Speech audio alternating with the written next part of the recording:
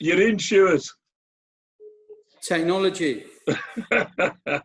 If it was made of bricks and needed designing, you'd have been okay with it, wouldn't you? Not my forte, that one. Technology. Okay, so we're 5 or 6 minutes into it, Stuart. So what I've done is just gone through a bit of an introduction to everybody that's tuned in and listening. And what I've done is talked about how we first met and how I went off and kind of found out about you, did a little bit of Googling, found out about, you founded Javelin Block, your mindset, you've helped some people out, some of the homeless people, and you're passionate about the city and things like that. So I've talked for 5 minutes. So we've got a number of questions and we've got quite a few people that are listening, and it's free flowing, and it's about what you want to talk about, what we want to talk about, more interestingly, what the people that have tuned in want to listen about. So I'm going to start you off by saying, do you want to just give us a few moments about, your upbringing, and I'm keen to understand why you have such a passion for design, architecture and things like that. Well, I was born down the road in Coventry, May 27th, 1970, so I've only just turned 50. So I'm 50 years young, I guess, a couple of weeks ago. Didn't have the best party, obviously. Yeah. My father was an engineer, car engineer at the Standard. He used to build all the bays for the cars to be sprayed and all of that back in the day. When we were very young, he bought a plot of land and built his own house in Coventry, and then went and restored another house just outside in between Coventry and Rugby, I guess.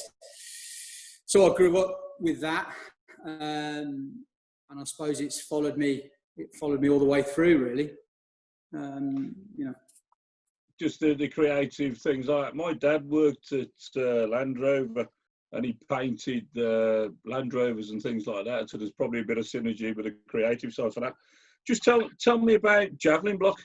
2 things. Where did the name come from? And it's just the mindset of creating that. So I spent 8 years in the military, serving all over the world.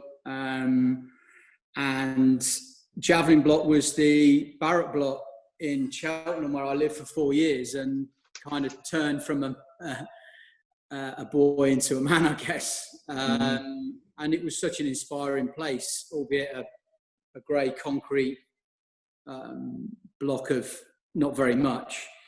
But the people that were in it at the time and some of the things that I'd experienced and done just has stuck with me. So that's where the name came from. Okay. Some of the things that I did in there, particularly, during the first Gulf War, which is very much when the start of the hearts and minds mentality of the British military came through. And that was, that's sort of carried on with me, I guess, throughout. And I suppose that's, I've tried to bring that into everyday, my everyday life and my business now. I think that we've both got a mindset to helping military out and things like that. Obviously, I spent 20 years in the fire service, came out of a disciplined industry into civilian street and realised that everybody doesn't do as they're told, and you kind of readapt and you come out.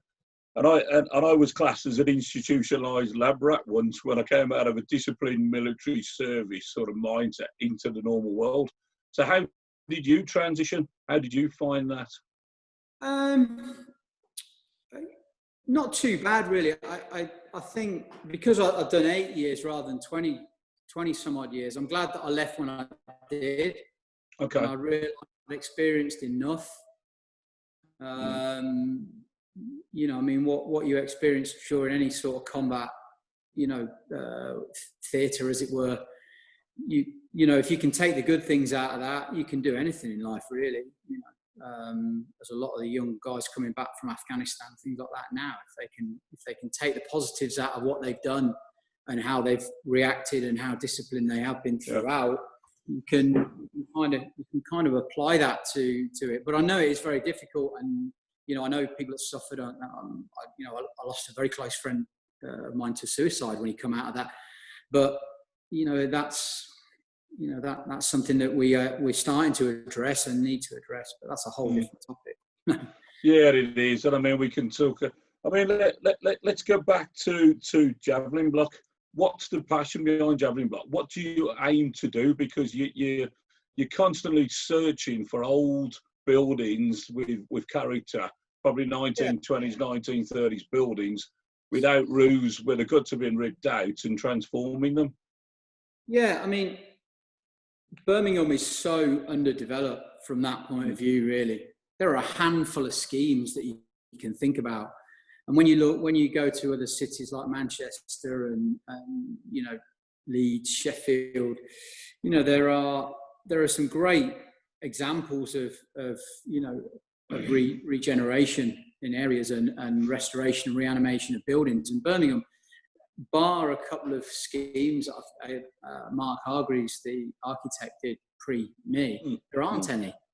And we have some amazing buildings there. Some of the engineers of the 30s, the interwar era, were amazing. You can't build like that anymore. So why are we knocking the buildings down? I mean, you go back and look at some of the old imagery of Snow Hill, what we've got now compared to what we had. Somebody should have been locked up for knocking that down. And that's criminal. So for me, it was more, coming out of the last recession and grabbing the bull by the horns and thinking, okay, some of these buildings are now going to be affordable, and so we can actually do them in a way that, we're going to give people somewhere different to live and a better quality of living, while, being able to afford to do it. And that was the key to it, really. That was the buildings and the old engineers inspired me as an individual, and is where the company was born, really. People always say to me, "What would I visit Birmingham? What should I come to look at? What should I do?" And I just say, walk around looking up. When you're walking around Birmingham, just look up, look at the architecture, look at the cornices, look at the way that the buildings have been created and things like that.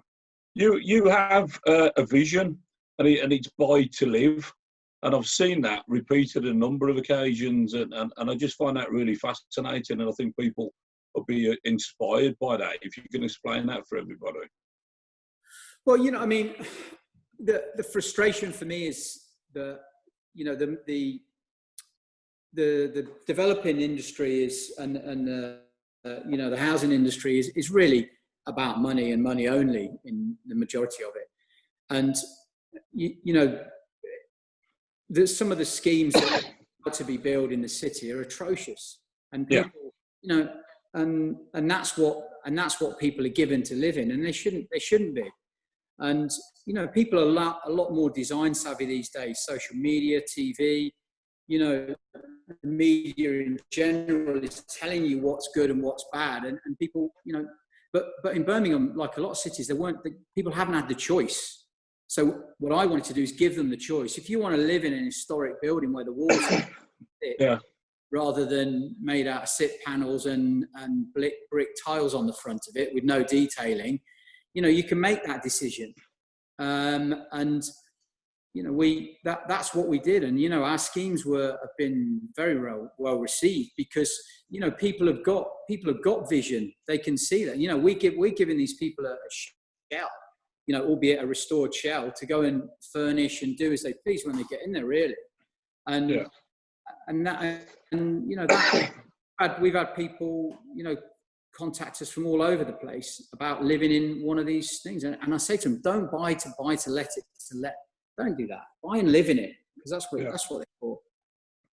So what's your mindset towards the Birmingham? Because you're an absolute passionate advocate of the city. You pulled in the likes of Steven Spielberg and things like that. I've sat and listened to you in panel, discussions, and I see a leader. I see somebody banging the table with so much vigour and passion for the city. Why is that? What's attracted you to us, and why you definitely want to put Birmingham on the map? What's that driver? I think. But the opportunity in Birmingham is so huge. It's so untapped, so many untapped areas. There's untapped buildings all over the place. And, you know, when I started Javelin Block really 10 years ago, you know, I've got a blank canvas.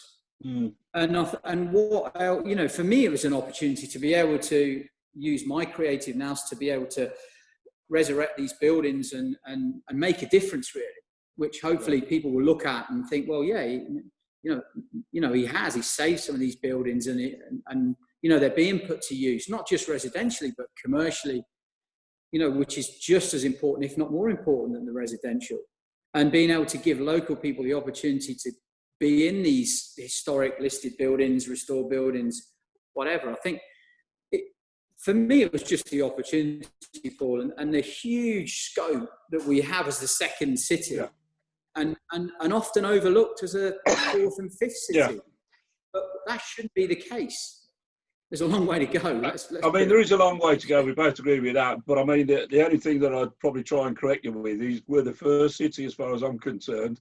Well, yeah, fair enough. Yeah, that kind of mindset. I mean, I remember you talking, and I was sitting listening to, and you get frustrated by some of the empty buildings that's owned by people that are just looking to cash in at some point. That, you know, you feel as if that almost that these buildings should be taken off people. You know, maybe the city should pay a minimum sort of money, or a developer should be able to pay minimum money, and we just almost seize it back. You know, that when you talked about that was quite interesting as well. Well, I think one of the ways of doing it is just charging building business rates across the board, and then they get these buildings occupied or redeveloped or restored. One of those three. But you're not going to get it if you're not charging people business rates. Yeah. So charge it full rates, whatever. That would change the dynamic of our city. And if people would go, oh my Lord, I'm not going to pay 50 grand a year business rates. Well, they'd put someone in there that's got a business and do it, and that's where we fall down. One rule change would open the floodgates up to not just us, but other people from other cities coming in and being able to take buildings and use them. So we need to get Andy Street, Ian Ward and everybody else into a corner, don't we, and just say, right, this is what we need to do. Well, I think what they need to do is they need to reach out to some of the influential people and also the younger people of the city. Yeah. And offer them opportunity, which is clearly there, particularly with Birmingham's building. Some of the city's built, the buildings that the city owns. Birmingham Property Services, they're holding the purse strings to the city and strangling it. And you know, that's where the council and that fall down. They should be opening those books and saying, right, we've got all these empty buildings here, here, and here. Let's get them working. How are we going to do that? They don't necessarily have to sell them, but they have to provide people with opportunities to be able to do it. And as a city, Birmingham really isn't open to the young people, I don't think, whether it's nightlife, creative industries, or whatever it is. Be it like Bristol, Manchester, totally different places.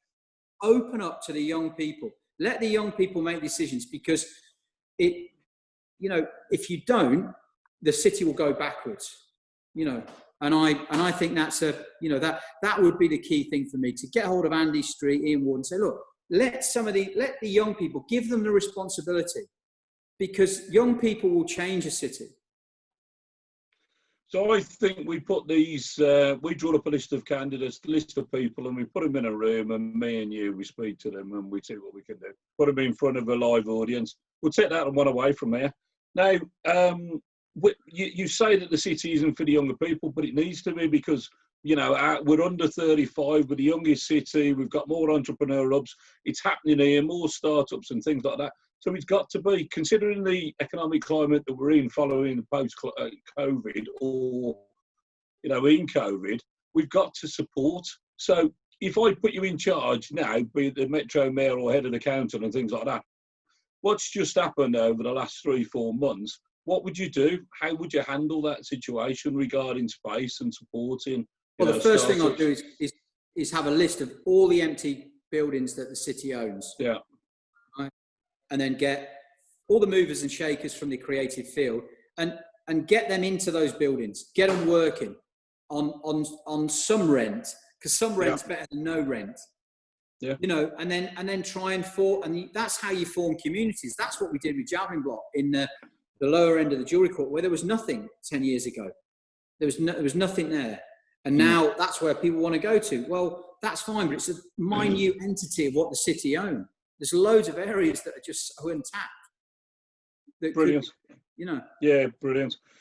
Just moving on slightly, there's somebody called Steven Spielberg that a few people listening may or may not have heard of him. Now, he's been a guest of yours on a few occasions. You brought him into Birmingham, and and he's filmed in Birmingham. What was his mindset about Birmingham, and how did you get him on the hook to bring him in? What he wanted was a post apocalyptic type of area that, you know, with some of the buildings that were done, undone, and then could be all undone. Yeah. And he chose Water Street and Livery Street, which is where a lot of my things have been, just from a film, just to film some scapes of some car chases. But that was the original thought. And then they walked away from it because they needed a studio. And somebody that I knew at Warner Brothers had said, hey, they're on about coming to Birmingham. And I took them to my home office, the compound, as you've explained to people already. And the guy walked in and sort of said, well, okay, maybe this. And then next thing I know, Spielberg had sent his housekeeper from Los Angeles over to come and meet me.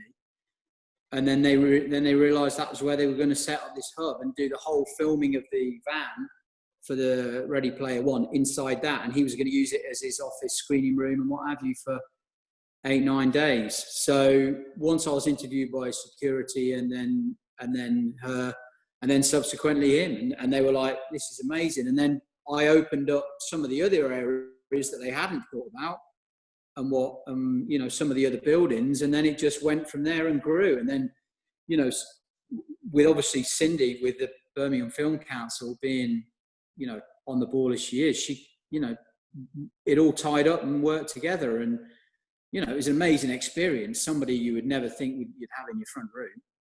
Yeah, there's no better than that, is there? So what's he like as a person? How did you find him? He's been incredibly sort of humble as an individual. For me, he came to find me every morning, make sure everything was all right, had a cup of tea, introduced him to porridge. And he was great. I mean, at the end of every night, what they'd film, we've got a screening room in the compound in the basement there. And he took me, I sat there one night, myself and 3 Oscar winners, watching 5 minutes of filming that they'd done in the day. And, he didn't have to do that. But I mean, and at the end, he came and thanked me and just sort of said, hey, look, this has been great for us. And hopefully, we get more of that kind of thing, really. I think what I'm taking away is that he's a nice guy, he's a humble guy, because some people, in those sort of positions don't tend to interact with people and things like that. So I'm delighted that he's a nice guy.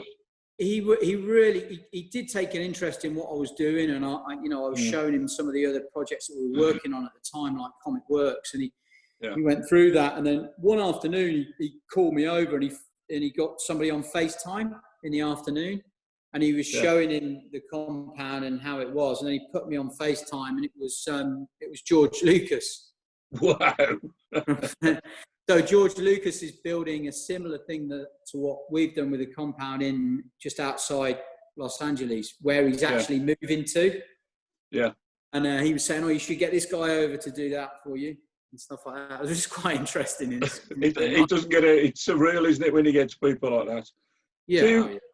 We'll ask you at the end of this whether you know anything that nobody else knows about him.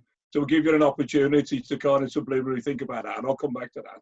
All right. So you have an interest as well. You're quite renowned for your art, and you've got an eye for art, your interests and things like that. You saw that mural that we created with a street artist you know, in Digbeth and everything else like that. I sent you an email, and that's gone viral. Graffiti art, street art is really where, you know, a lot of interest in Birmingham. We're starting to put ourselves on the map with that.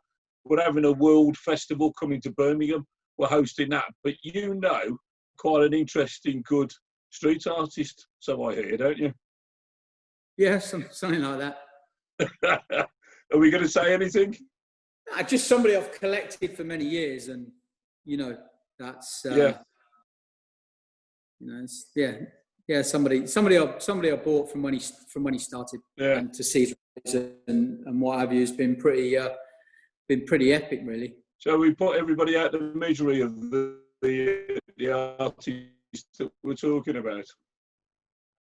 Anybody have a guess of who we're talking about? He painted a mural. Yeah, exactly. Hannah, 100% Banksy. Well done. Love his work, love the attention of what he does, and then coming into Birmingham, dipping into Birmingham every once in a while is just incredible. It does help. It puts us on a map, and it just takes us in a different direction. The amount of interest that he got for that last piece was incredible. So what's he like? What's he like as a person? And I appreciate you're not going to give anything away, and I wouldn't ask you to. I haven't been in the same room as him since 2003, so I can't really answer that question. Well, what was he like in 2003? Aloof. Was he? And so that character that he portrays is exactly him? That's it. Okay, and how do we attract these type of people to come back into Birmingham? Well, I mean, he's a one-off, so there isn't anyone like him anyway. Yeah. Because he runs a whole different ship to everybody else. But what you could quite easily here get an art festival, particularly of a street art festival, where you could get murals and you could get, like, Digbeth is perfect for it, you know, to a point, you know, and get the right people over. But you know, you want people like Shepherd Ferry, some of the big, huge buildings that we've got, you know, that are on the edge of the ring road and stuff like that. We're just staring at very boring, monotonous buildings, when the reality is, you know, I could get some of the best muralists in the world over here to paint all over the city. I could, you know, and that, but we've got to be open to that, and we've got to be going, okay, well, let's put some, you know, lots of the cities have it. We don't have. Yes, they paint around Digbeth on 8-9 foot walls, great, but we can do a whole lot better than that. I mean, we've been challenged by the Commonwealth Games. So Gen 48, Josh Billingham, and me, and a few others, are better to try and put these together. So there's a number of organisations that's coming together. So if you want to get involved in that, we welcome you to do that. And it's in the, you know, the build up to the Commonwealth Games, representing the Commonwealth Games, representing the countries, representing what's happening and things like that. But anyway, back to you. I've been teasing you enough about your famous contacts and things like that, and I'm sure people will find that interesting. I've just what's in the future for you? So let's fly. Now you're 50 years of age, so you're a senior statesman now. So you've attained that sort of level. 25 years time, you know, when you're still working, because I think you're that type of character. You're looking back. What will you have created for Birmingham? What will have happened and changed under your control? Good question. I don't know the answer to that. Really, I generally don't. I hope that, you know, I'm pretty sure most of the buildings that we've restored and what have you will still be there, and there'll be some kind of legacy, if that's what you want to call it, with that. But for me, it's more about what we do with other people subconsciously. You know, we get a lot of emails and people saying, hey, love what you do, you know, where can I get this from, where can I get that, how do we do that? And you know, most of the stuff that we do is made locally, nearly all of it. Anyone that's making it, whether it's a metal balustrade or anything, or even something like this. You know, these guys make the door handles for the new project. I mean, look at those; they're beautiful. They're made in Hockley, and you know, I mean, look, is that the best looking toilet brush you've ever seen? Incredible. You know, so but it's people quality. like, I hope that what we're doing, my metalwork guy that was going out of business when I first met him 10 years ago, now employs 3 or 4 people, and he's so busy. And that's hopefully what we can leave, and what goes forward. Leave a succession of successful businesses and buildings that we'll have our name on them, or have had our name because we've done them, but are still there, you know. Okay, so looking at the city, the city's changing. HS2's coming. The axis of the city, I would say, is around Colmore Row. With HS2 coming to the city, the axis of the city is going to move. It's going to swing towards, you know, down there, Curzon Street and by BCU and things like that. How's that going to affect the city? How is the congestion, or the emissions and moving vehicles out of the city going to affect the city and things like that? As a planner, as a designer and an architectural sort of genius, what's the opportunities with that?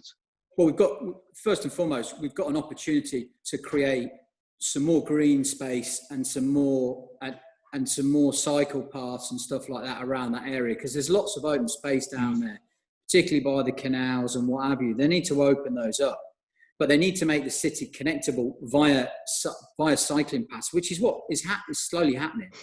But really, and you know, focus on the buildings that matter, and focus on people, because without people, you've got nothing. You take Amsterdam, for instance. You know, every building there is scrutinised to a point that, and the whole of that city works so well. If you look at it on paper, it'd be a nightmare, but actually it works. We have got no excuse for our city not to work, to take vehicles out, to do whatever is necessary. But there's no excuse. We've got a blank canvas. So the people that are looking at it need to really look at it closely and follow the lead of some of these other cities. I think that, so we've got more waterways than Venice, is that old catchphrase, and I'm yet to have anybody to prove that or disprove it. So we've got 22 miles of waterways. The Commonwealth Games are going to use that as the main routes and thoroughfares from the different venues. So you'll be able to go from Gas Street Base and all the way down to Alexander Stadium. Clearly, 100 yards either side of the mailbox, it looks beautiful. Go any further than that, and it's pretty torrid and it's pretty rough, disgusting. All of that's going to be cleaned up, but we're challenging the council. It's got to be illuminated, and you know, the surfaces have got to be there. Just because, you know, there's a path, pedestrians and bikes don't always get on and things like that. So it's got to be developed. Andy Street seems to be keen on this, but I don't know whether that's just an election point and whether it's something we want to hear or whether it's going to really happen. So I was sitting there and I was just saying, we've got to hand it over to the people. We've got to hand it over to a bit of a task force that's got, you know, governmental or council sort of rights, powers, and start cleaning this up. What do you think, you know, what are your thoughts around, you know, what we do and how we do things? Walkways, canals, waterways. Birmingham was built on waterways. How do we incorporate that into the future? Well, I think, you know, particularly after what's happened recently with COVID and what have you, you know, walkways and cycle paths are going to be more and more sought after. You know, people, you know, once they realise that walking 2 miles to work rather than getting in the car is a better option, why wouldn't you? You know, why wouldn't you walk from Harborne into the city every day if that's what you do? And I just think it's vital.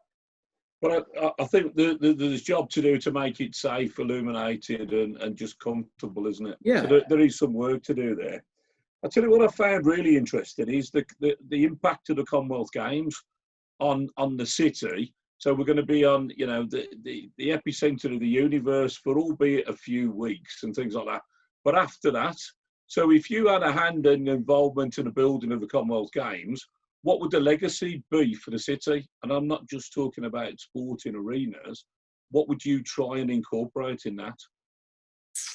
Well, public art, I think, is something we're lacking, and certainly isn't promoted regardless of what art we have around the city. No one really takes that much interest in it. I think it's trying to encourage you know, everybody to take note what's there. And I think you're right, the stadiums are what they are and this, that and the other. But it's also what happens around the Commonwealth Games. That's the most important thing. How do we incorporate, you know, some of what's going on in some of the, you know, the creative areas within the Commonwealth Games? So how do we make sure that people go to the Icon Gallery, you know, they've also got to go and experience things like Digbeth Dining and things like that. And these should all be, you know, and I hope that the city does grab hold of people like that, or whether it's some of the pubs like, you know, the Hare and Hounds at King's Heath, pull those individuals in and let them have a little space there, or whatever it might be. I don't know, because I'm not privy to what's happening up there. But I would gather all the local, you know, all the people that have made the city work over the last 20 years, you know, and give them a space there. Don't charge them. Just put them up there. Let people know that they're from Birmingham, you know.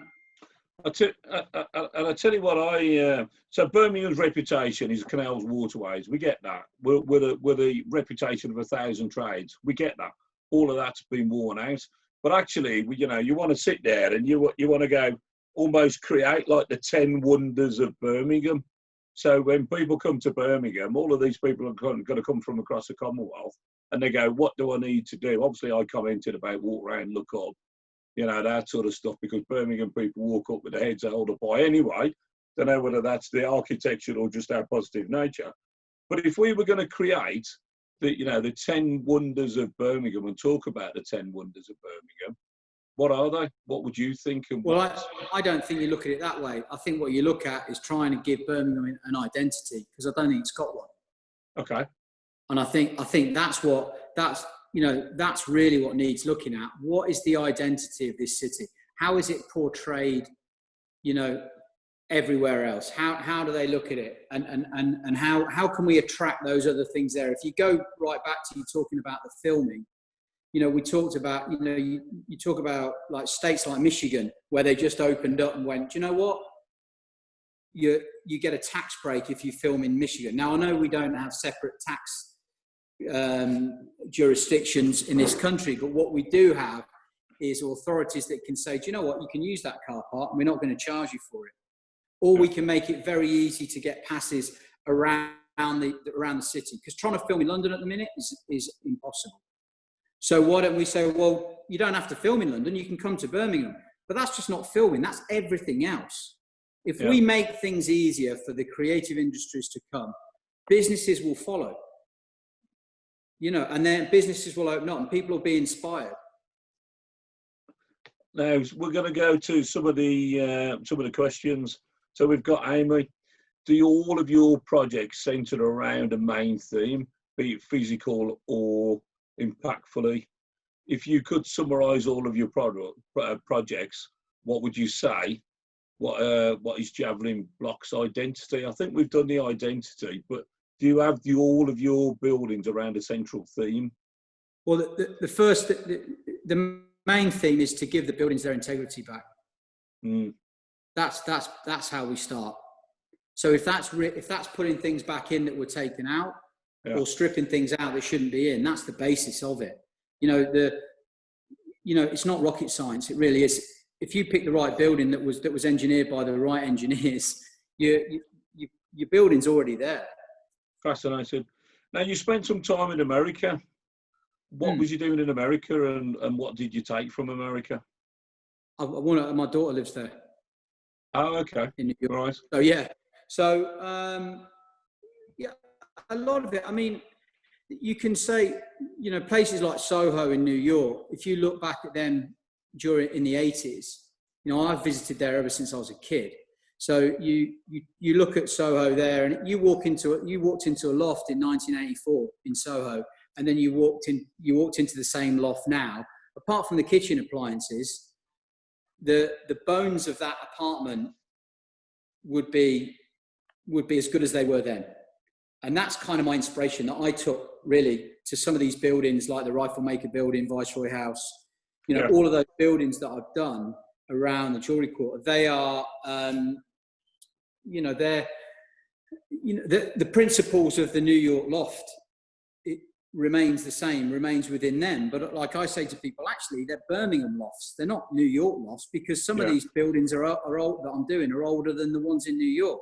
So the reality is, the loft apartment, if someone would have done it in Birmingham, would have not been New York lofts, it'd been Birmingham lofts. Yeah, love it. Paul Gretton's made a question. What projects are you working on at the moment? And as there is a lot of soulless tower blocks going up, what's your opinion of those? So what projects are you working on at the moment? We're working on Derwent House, the Grade 2 listed building. Most of you will know it. It's the building that stretches from Water Street all the way up Livery Street to Mary Street at the top, or Mary Ann Street. So it just sits right at the very top, and it goes all the way up Livery Street. So the company that were in there, we basically consolidated them into 2 buildings, and then they're then building a purpose-built building just outside, going towards West Brom, because the buildings that they're in, amazing as they are, were no longer fit for purpose. They can't get these bigger lorries in to get the components out. So I sat with a family that I've known since I've been working down in that area, and they said, look, we're ready. They got messed around by a load of developers, usual stuff. And then we're restoring we're restoring the facade, because obviously it's Grade 2 listed, so it's it's a beast of a building, but amazing from an aesthetic point of view. It's got those huge windows, 6 metre high. Yeah, I know exactly what you're talking about. So that's my focus at the moment, and then I'm restoring a derelict Hells Angels farm in Oxfordshire for myself. Oh, right. So you might be moving out of the city. No. It's a working farm, but it's kind of it's fun doing it, Okay.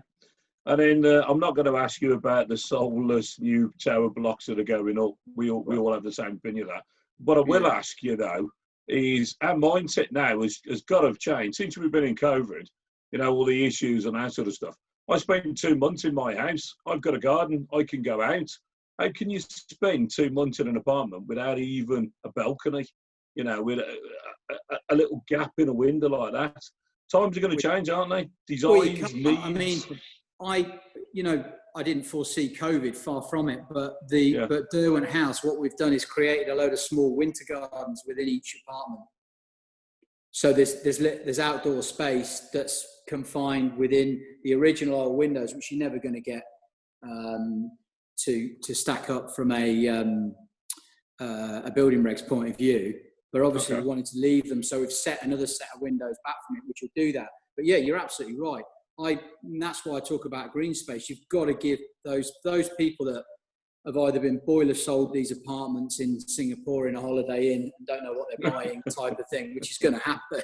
Yeah. Or people that are already in them that want some space. And I think that's really important. Roof decks as well. The council have got to be open to being able to open roofs in a way that they can be used. I love the idea of the bees in, the jewellery quarter and jewellery quarter honey and things like that. Absolutely. You can go around, you get bread that's baked in the jewellery quarter and you get honey and things like that. Question from David Cant. What do you find is the biggest challenge of any of the projects in regards to modern living standards? I think it's your mindset, your design mind versus building regs and things like that. Well, the biggest challenge is how long it takes to go through planning. Okay. That's the biggest challenge. The building regs point of view, I generally don't have a problem with any of the building regs. I think they're there for a reason. Okay. Some of the building regs officers, most of the ones that I've used have been very, very good, and they are, providing they've got some common sense, particularly with the older buildings. You need a building regs officer that's got common sense when you're dealing with a listed building, because there are elements that English heritage say you can't get rid of, yet the building regs officer says, well, you can't really have that. That handrail's too low or too high, but you don't want to leave. It's been there 100 years, so it's got to stay, that kind of thing. Yeah. There needs to be a bit of that, but mainly the building regs, particularly after Grenfell and stuff like that, I have no issue with that, any of that. Good. Okay. Paul Cadman, do you find it difficult to find young people with the right skill set?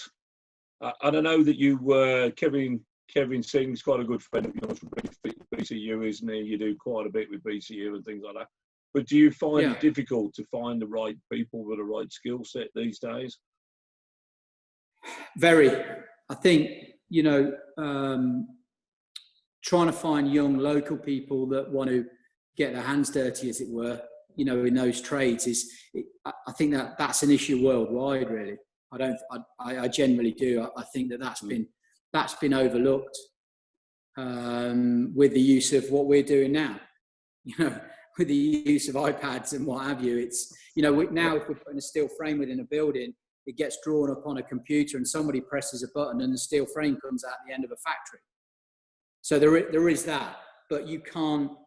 And I'm sure these are made the same, using turning machines and what have you. But the fact that you've got to have somebody fit that and put that in there are dying trades, and yes, absolutely, I do find it difficult. Yeah. So there's, and I'm mindful of the time and things like that. So it's two questions. One's the last one is going to be Steven Spielberg. Tell us something that we don't know about him. But the last but one, if any building in the city you could take hold of and do anything you like with, right? Any building in the city, new or old or anything like that, what have you got your eye on and what would you do with it? God. Because I can imagine you walking around the city saying, I know what I'd do with that, and that would definitely fit that, and so on and so on. There are absolutely loads. I thought so. There are so many. There's an old one on Cliveland Street down in the Gun Quarter. Yeah. And it's just been bastardised by the owners over the years, and they don't care and what have you. And they gradually stop using a floor every so often because there's too many pigeons in it, until they'll end up on the ground floor. But that building there could just be amazing. But what would you do with it? What would I do with it? You could do so much with it. There are. One of the ones which really boils my brain every time I see it is the ones that the College of Food own on the corner of where just if you where the bomb site car park is in the Jewellery Court, when you cross the bridge or come under the subway, there's a set of buildings on the opposite side that sit on the corner there on Ludgate Hill, and Lionel Street. Those are the buildings there that are amazing. They would be fantastic. I had a hotelier that was going to work with me on that, and the College of Food said, "Yeah, make us an offer and we'll do something," because they need restoring. That was 7 or 8 years ago, and it just doesn't happen, does it? No, they don't. They won't do it, and they just remain empty. And now people have been breaking into them. There was a fire in one a couple of years ago. I mean, come on. Yeah. I think that we'll certainly challenge them and things like that. Anna Floyd, the Central Methodist Hall, which is at the bottom of Corporation Street. Yeah. You know which one I mean? Opposite the Law Court, so the old Methodist Hall. Amazing. That for me is the #1 building in Birmingham, and I've been around now for donkey's years when it used to be a scouts up in the 70s and all the way up to kind of clubs and everything else like that. It's an incredible building. What would you do with that? Well, it needs to be a hotel, really. Yeah. That needs to be a hotel, and I've looked at that with people. The problem is making it stack up. Are we as a city? It was a bit like when they did the St Pancras Hotel, down by King's Cross. Yeah. That was bordering on the getting knocked down, not happening. But they managed to just make it work. Whether it runs profitably, I don't know. But the same problem is with that building, because I've looked at it with hedge funds. I mean, the main point is now the axis of Birmingham is going to shift that way anyway, isn't it? So it's literally across the road from HS2. So let's hope so. You don't know that. Yeah, maybe, you know, that kind of thing. Maybe a university can pick it up or something else like that. Now, mindful of your time, Stuart, and how busy you are, is there anything you can tell us about Steven Spielberg? If you haven't got anything, just make it up. Sound with confidence and we believe you. Do you know what? He's actually cooler than you think. Okay. He wears some good trainers. Yeah. And he doesn't buy cheap jeans. You know what I mean? He's quite a cool dude. Now that's interesting. And I tell you, I imagine that many people that were listening today would like to pick up your phone and just go through your address book, your contacts, and see who's in there and things like that. But I'm just looking at the time now. And listen, we wanted to get hold of you for a while and things like that. We bump into each other occasionally. And I've got to say, I've spoken to quite a few people. Find it's fascinating. The things that you talk about, your passion, your mindset, your aspirations for the city, it's quite infectious. I really enjoyed today, and I know that a number of people have enjoyed today. There's lots of thank yous and things like that. So Stuart, it's for me to say thanks very much on behalf of Downtown in Business for your time today. Hopefully you'll sit and do a round table dinner with some of our members at some point, and we'll just carry on talking about some of the stuff that you do, and then maybe we'll get you on film one day. You know, we've seen some of the stuff that you've done on film, and that's even as creative as your buildings. So I'd like to get involved in that. Just want to say genuinely thank you very much for your time. All right. Thank you. Thank you. Cheers. Bye. Thank you. Bye-bye. Okay.